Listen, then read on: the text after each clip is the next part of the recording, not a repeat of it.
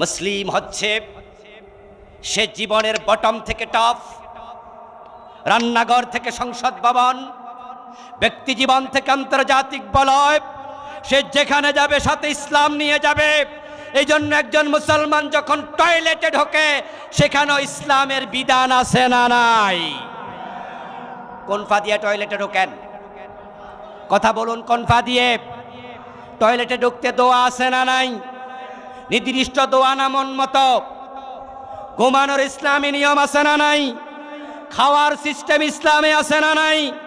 স্ত্রীর বিছানায় স্বামী যাবে সেখানেও দোয়া আছে না নাই?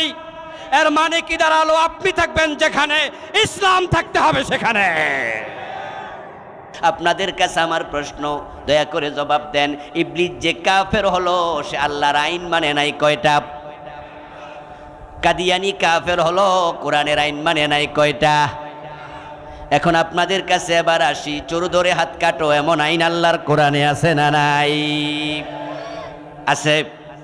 54 বছরে কয়জন চোরের হাত কাটছেন? জেনা করলে 100 বেত লাগাতে হবে এমন আইন কোরআনে আছে না নাই? কোন আদালত 100 বেত লাগিয়েছে? 54 বছরের বাংলাদেশে জেনা করলে পাথর, আপনার পাথর মারে না। যদিও বিবাহিতকে পাথর মারার অর্ডার হাদিস, 100 বেত লাগানোর অর্ডার কোরআন। জেনা করলে 100 বেত লাগাতে হবে, আমরা লাগালাম না, মানলাম না। চুরি করলে নবীজি বলছেন আমার মেয়ে ফাতেমা চুরি করলে তার হাত কেটে দেব, আমরা কাটলাম না। মদ পান করলে 80 বেত লাগাতে হবে এমন আদেশ হাদিসে আছে কিনা? ফারুক নিজের ছেলেকেও তো রেহাই দেন নাই। বাংলাদেশে 54 বছরে 80 বেত লাগাইছেন মদখোরকে কয়দিন?